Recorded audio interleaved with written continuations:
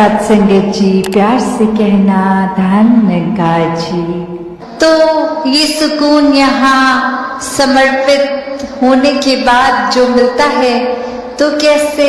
समर्पण के साथ सुकून। तो अपने जीवन में जहाँ हम समर्पण की बात करते हैं, तो ये समर्पण कैसा समर्पण है। एक समर्पण सिर्फ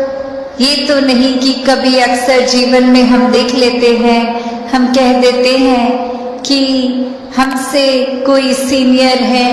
वो कुछ ऑर्डर्स दे रहे हैं और हम करते चले जा रहे हैं। अक्सर किसी ना किसी प्रोफेशन में देखा है, ऑफिसेज में या किसी भी सर्विस में, तो एक सीनियर का ऑर्डर मान लेना या फिर कोई अथॉरिटेटिव पर्सन, कोई टीचर, कोई और इस तरह से जो हम पे कोई बात करते हैं और वो मान लेना, वो अक्सर ये रूप उसका समर्पण का नहीं बन पाता, क्योंकि ये रूप तो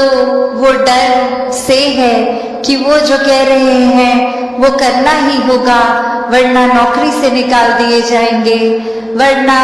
फिर कोई और इस बात की रेपरकशन हो सकती है। तो एक वो बात मानना वो हर प्रोफेशन में हो जाता है, पर मन वहां समर्पित नहीं होता। वो किसी भय के कारण या किसी और अन्य कारण से समर्पण होता है। तो यहाँ समर्पण होना मतलब एक दिल में प्रेम को रखते हुए प्रेम से समर्पित होना, ये प्यार से अपने आप को खोकर सिर्फ इस परमात्मा का होकर, ये समर्पित भाव मन का अगर इस तरह का समर्पण है तो वो मुबारक समर्पण है। तो कैसे एक अक्सर बात ये होती है कि हमने समर्पण अगर कर दिया, तो ये जो इतने सालों में अक्सर अगर हम सोच के भी देखें कि छोटी उम्र से ही पढ़ते लिखते एक डिग्रियां मिल गई, एक हमें कोई और उपाधि मिल गई, तो ये कमाने के लिए चाहे कितने वर्ष लग गए, पर जब समर्पण की बात आती है, अहंकार को तजने की, अहंकार गंवाने की, तो उसमें उतने ही साल नहीं लगते। ये तो एक पल में ही समर्पण हो जाता है। जैसे ही ये मन समझ लेता है कि ये शरीर मैं नहीं हूँ, ये आत्मा का असली रूप परमात्मा है, और शरीर ने तो अपनी यात्रा कुछ सालों में करके इसका एक विनाश हो जाना है, तो कैसे ये समर्पित जीवन जिया जाए जब तक जीवन है। तो बात वही एक कहानी के साथ तासुनी रखना चाहेगी कि एक बार एक गुरु के पास शिष्य आता है जो काफी सालों के बाद, और आते ही अपने गुरु के आगे 1000 सोने की गिनियां दे देता है और ये कहता है कि इतने वर्ष मैंने काम काज किया, और बात मन में यही आती रही कि आपके सामने आशीर्वाद लेंगे जब 1000 गिनियां पूरी हो जाएंगी, और आज ये बोरी भर के आपके पास ये समर्पित करने के लिए आए हैं और आप इसको कबूल कीजिए। वही वो गुरु वो लेकर सामान अपने शिष्य से कहता है कि ठीक है, तुमने ये दी, मैंने स्वीकार करी, और अब ये जो सामने नदी बह रही है, सारी की सारी ये गिनियां उस पानी में बहा दो। और अब वो शिष्य के मन में सवाल कि क्या ये एक क्या ही बात हुई, इतनी मेहनत जो करी कि गुरु को देंगे, और अब वो दे भी दिया, तो उसके बाद वो इसको अपने पास नहीं रख रहे हैं, वो इसको नदी में बहाने को कह रहे हैं। तो वही वो सवाल कि क्या फिर वो समर्पण था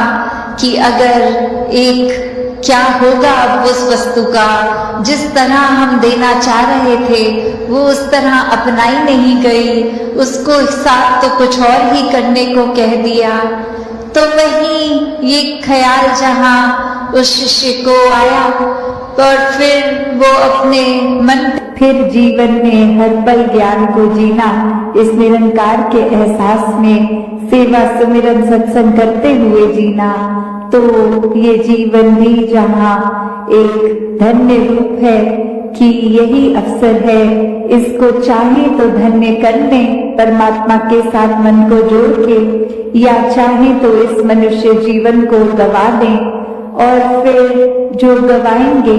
वो नुकसान उन्हीं का होगा कि एक अवसर सुनहरी मिला भी एक परमात्मा के एहसास में रह के भक्ति में मन को चूर रखने का, पर एक ध्यान जीते जी फिर घर बार एक और अन्य एक मटीरियलिस्टिक, एक दुनियावी, एक धन दौलत, एक उसी में ही लगा दिया। और कैसे जिन्होंने संसार के चाहे सुख सुविधा उस रूप में हो या ना हो, फिर भी अहमियत संसारिक वस्तुओं को नहीं परमात्मा को ही दी, उनके जीवन में वाकई ही असली धन उनको मिल गया। कैसे जीवन में जीते जी फिर उन्होंने एक ना कि सिर्फ असली मानव की तरह अपना जीवन जिया, पर वो आगे भी सबको प्रेरणादायक ही जीवन जीते गए, जहाँ किसी को उनको ये नहीं बोलना पड़ा कि हमारे जीवन को देखो, हमारा जीवन कितना अच्छा है, पर औरों ने खुद ही ये देखा कि जो परमात्मा से जुड़ गए हैं ब्रह्म ज्ञान द्वारा, उनके जीवन से कितनी ज्यादा शिक्षा मिलती है। एक वो वाक्य ही मनुष्य के सिर्फ शरीर में ही नहीं है, एक मनुष्य का असली जीवन जी रहे हैं, सारे मानवीय गुण उनमें हैं, दिव्य गुण उनमें हैं। वो फिर एक प्रेरणादायक इतने कि सिर्फ उनके जीवन को ही वो जी रहे हैं इस परमात्मा से जुड़कर भक्ति में रहकर, और वहीं अन्य व्यक्ति भी उनके जीवन को देख रहे हैं और यही इच्छा आ रही है कि इनके जैसा ही जीवन हमारा भी हो जाए। तो ऐसा जीवन जीना कोई किताबी बातें नहीं है, या फिर कोई वो बात नहीं है कि पहले त्रेता में, सतयुग में, द्वापर में ही ऐसे जीवन जिए गए। अभी अगर आज के दौर में भी देखें तो ऐसा जीवन भक्त आज भी जीते हैं, जो चाहे रहते तो इस संसार में ही हैं और संसार को त्याग के भक्ति नहीं करते। इस संसार में, इसी घर गृहस्थी में, धन दौलत एक रूप जो भी हो, चाहे वो रोजगार बड़ा हो छोटा हो, उसी रूप में रह के परमात्मा का धन्यवाद भी जहाँ करते हैं, वही एक परमात्मा के आश्रय अपने जीवन को हर पल चलाते हैं कि जो परमात्मा ने दिया उसी में शुक्राना, ये परमात्मा का धन्यवाद। तो कैसे अपने जीवन को हर कोई एक ज्ञान की रोशनी से एक बहुत ही सहज और सरल जीवन जी सकता है, जिस जीवन में दिखावा मात्र नहीं रह जाता, एक असली सच्चाई से इस परमात्मा से जुड़कर जीवन में खुद भी एक अपने रोशनी ही करा जा सकता है। फिर वो मन का ठहराव अपने आप आ जाता है। तो भाव वही कि संत जो होते हैं उनको फिर एक दुनियावी माहौल कैसा भी हो, एक आरामदायक हो ना हो, फिर भी एक संत तो उस दुनियावी माहौल में रहते हुए भी उस दुनियावी माहौल से ऊपर ही रहते हैं, एक आनंद की अवस्था में, हर स्थिति में खुद को एडजस्ट करते हुए कि एक जहाँ स्थिति जो है उसको अगर वो सही भी करनी है तो उसमें प्रयत्न करना है, एक अपने दुनियावी रूप में अचीवमेंट सपने बनाकर उस तरफ चलना है। पर अगर परमात्मा को मंजूर नहीं और वो एक कार्य उस तरह से ना हो जैसा सोचा रखा है, तो भी एक परमात्मा को कोसते नहीं है भक्त, एक परमात्मा को शुक्राने भाव से यही मन के भाव रखते हैं कि इसी में ही भलाई होगी, इसलिए ये कार्य हम जैसे चाहते थे वैसे नहीं हो पाया। तो कैसे अपने जीवन को भक्तों ने हर समय इस परमात्मा के ही आसपास केंद्रित रखा कि एक दुनिया में हर दिन कैसा भी समय आ सकता है, पर ये परमात्मा ही है जिसके आश्रय एक अच्छा और बुरा समय दोनों ही आराम से कट जाते हैं। जहाँ फिर ये मन में सोच नहीं आती कि एक जीते जी बेचैन है और जीने के बाद जब ये मौत हो जाएगी तो इस आत्मा का क्या होगा, क्योंकि जिन्होंने जीते जी इस परमात्मा को जान लिया, देख लिया, इसके साथ जीवन का हर पल अपना जिया, तो उनको पता है वो चैन से जी रहे हैं और जो चैन से ही जीता है वही चैन से मरता है। और कैसे ये आत्मा को जीते जी जहाँ चैन मिल गया, अपनी असली घर का पता चल गया। एक क्या है ये आत्मा, वाक्य में सिर्फ शरीर नहीं है, एक आत्मा तो इस परमात्मा का अंश है। जब ये पता चल जाता है तो आगे एक लोक सुखी परलोक सुहेला वाली अवस्था। और फिर अगर हम ये भी देखें कि हम उस सोच से भी देखें कि एक इंसान ने चाहे बेशक 84 लाख योनियां पहले भुगती पर वो याद कुछ भी नहीं, तो अगर ये भी मान के चले कि सिर्फ और सिर्फ एक ही एकलौता जन्म है, तो इसी में फिर ज्ञान लेना है, ये ब्रह्म ज्ञान के साथ जुड़कर इस परमात्मा के साथ एकमिक होना है। वरना तो बात वही कि अगर इस जीवन में आकर चाहे मान्यता वो नहीं कि पहले जन्म हुआ कि नहीं हुआ, पर इस जीवन को भी किस तरह सुखदायी जीना है। ये दुख कष्ट तो आते ही रहेंगे जीवन में, कैसे उनका प्रभाव, उनका असर अपने ऊपर नहीं लेना। ये सब में भी ब्रह्म ज्ञान जहाँ वो सहयोग देता है कि कैसे अपने आप को हम एक किसी के मूड के साथ अपने मूड को खराब नहीं, कोई स्थिति हमारे अनुसार नहीं तो मूड खराब नहीं, कैसे मन को अपना पक्का और स्थिर रखना हर हाल में, ये ब्रह्म ज्ञान द्वारा बहुत ही आसान एक जीवन जीने की भी जो तरीका बन जाता है कि कैसे अपने आप को पूर्णता से एक मनुष्य की तरह मनुष्य वाला जीवन जिए, कैसे मानवीय गुणों से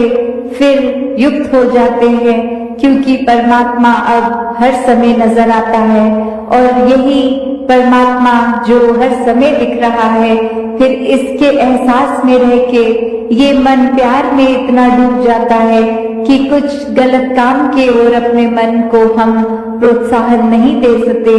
क्योंकि ये सिर्फ प्रभु की ओर ही प्रोत्साहित है मन। जब इस परमात्मा के साथ हम अपने मन का नाता जोड़ लेते हैं, इसको देखकर, इसको अपनाकर, जिस तरह मराठी में भी कहते हैं एकला जाना एकला माना एकवा, कि कैसे पहले अपने इस अस्तित्व को जो हमने इतना बड़ा बना लिया है और वाकई में तो उसका मोल कुछ है नहीं, उसको सच में अनमोल करना है तो किसी अनमोल चीज के संग से ही वो होगा और कोई ऐसी चीज नहीं जो खरीद के महंगी से महंगी ले लें, कुछ और रूप में नहीं। ये जो भक्तों ने हर समय एक सच्ची दौलत कही है कि ये राम रतन धन, ये परमात्मा, ये सच्चा है, ये अनमोल है, इसकी तो तुलना है ही नहीं किसी और चीज के मुकाबले संसारिक। तो जब इसके साथ अपने जीवन का एक मोल डाल दिया, इससे एकमिक हो गए, तो जीते जी वो मौत मुबारक मौत है कि जब हमारा अस्तित्व ही खो गया तो वहीं एक हर चीज भी जीवन से चली गई। जैसे एक और कहानी उदाहरण जो दासी को इसी उपलक्ष्य में आ रहा है कि एक इंसान किसी वृद्ध आश्रम में जाता है और वहाँ देखता है कि कोई वेंटिलेशन अच्छी नहीं है। एक बहुत ही गर्मियों के दिन पहले ही तो बहुत ही गर्मी हो गई है। अब वो सोचता है कि एक मैं इधर पंखों का लगवा देता हूँ ताकि सबको आराम मिलेगा, और वो अपनी तरफ से वो पंखों की डोनेशन देके वहाँ पंखे भी लगवा देता है। अगली विजिट पे आता है तो सोचता है कि ये पंखे चल रहे हैं, सबको हवा मिल रही है, पर अब सबको पता कैसे लगेगा कि ये पंखे तो मैंने लगवाए हैं, ये पंखे तो मैंने खरीदे हैं, ये पंखे इधर उनको मेरी वजह से मिले हैं। अपनी जो दासी जिक्र कर रही थी, जो सेल्फ इम्पोर्टेंस वाली, अब वो भाव उसके मन में आया कि हर एक को पता लगना चाहिए ये पंखे मैंने लगवाए हैं। वो उन पंखों पे फिर जो जैसे पंखे का आकार वो 3 एक लंबाई में उस गोलदारे से कनेक्टेड, वहाँ अपना नाम पेंट से लिखवा देता है। और अब वो बहुत खुश कि हर एक को पता चलेगा कि मैंने क्या करा है, एक इतना अच्छा एक फैसिलिटी वाइज कन्वीनियंस दे दी है सबको। और फिर जब वो अगली विजिट में आया, अब वो पंखे पहले की तरह चल रहे हैं, उसका नाम भी लिखा है। फिर वो देखता है कि वो स्पीड ही, वो रोटेशन इतनी फास्ट कि नाम तो पढ़ा ही नहीं जा रहा, किसी को एक रीड नहीं कर पा रहे हैं क्या लिखा है। फिर वो क्या करता है कि स्विच से पंखे बंद कर देता है, और फिर गर्मी वैसे की वैसे ही, पर वो बहुत खुश कि अब कोई भी मुड़ के ऊपर छत की ओर देखेगा कि गर्मी लग रही है तो बस मेरा नाम पढ़ेगा, और तो उसको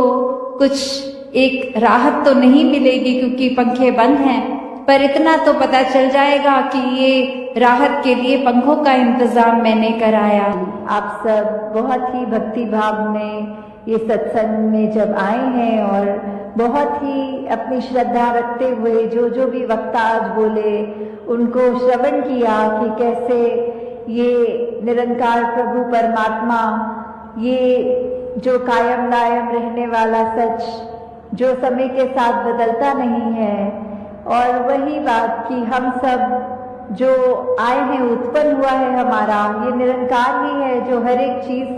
का शुरुआत भी इसी में है और अंत भी यही लेता है। तो वैसे ही ये मनुष्य के जो शरीर में हमारी जो आत्मा है, ये इस परमात्मा का ही अंश है, और कैसे इसी के ही आधार में अगर हम अपना जीवन बिताएं तो वो ही जीवन हमारे लिए एक बहुत ही हमारे अच्छाई के लिए हमारे साथ आगे बढ़ेगा। तो कैसे कोई महात्मा ने भाव रखा कि हर ताले की चाबी की बात होती है, और कोई महात्मा ने ये भाव रखे कि ये मन में अगर ताला लग जाए तो फिर जो भी गलत भाव होते हैं ये मन में ही वो घुस ही ना सके।